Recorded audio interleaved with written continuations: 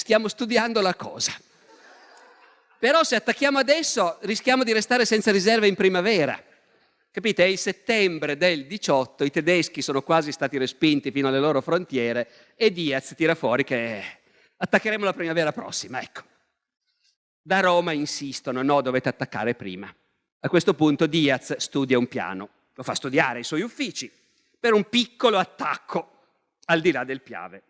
Il piano è pronto alla fine di settembre. Il 29 settembre si tiene una riunione dei generali per decidere.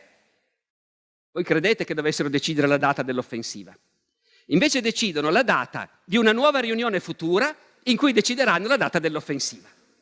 La riunione la fissano fra 2 settimane, per il 12 ottobre.